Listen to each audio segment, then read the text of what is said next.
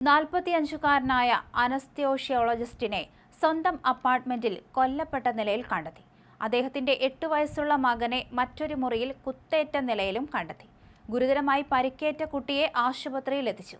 കർണാടകയിലാണ് സംഭവമുണ്ടായത്. ചിരായു ആശുപത്രിയിലെ അനസ്തേഷ്യോളജിസ്റ്റായ ഡോക്ടർ കിരൺ ഹൊന്നാവറാണ് കൊല്ലപ്പെട്ടത്. സംഭവത്തിൽ കിരണിന്റെ ഭാര്യയായ ഡോക്ടർ പ്രിയങ്കയെ പോലീസ് കസ്റ്റഡിയിലെടുത്തു. ഡോക്ടർ കിരണിനെ ബന്ധപ്പെടാൻ ബന്ധുക്കൾ പലതവണ ശ്രമിച്ചിട്ടും കിട്ടാതായതോടെ കുടുംബാംഗങ്ങൾ അപ്പാർട്ട്മെന്റിലെത്തി പരിശോധിച്ചപ്പോഴാണ് മൃതദേഹം കണ്ടെത്തിയത്.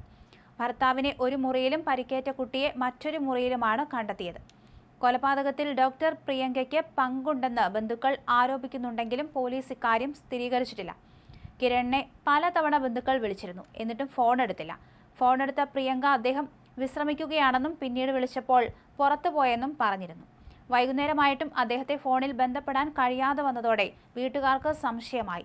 ഇതിനെ തുടർന്ന് കുടുംബാംഗങ്ങൾ അപ്പാർട്ട്മെന്റിലെത്തി പരിശോധിച്ചപ്പോഴാണ് രക്തത്തിൽ കുളിച്ചു കിടക്കുന്ന നിലയിൽ അദ്ദേഹത്തെ കണ്ടത്.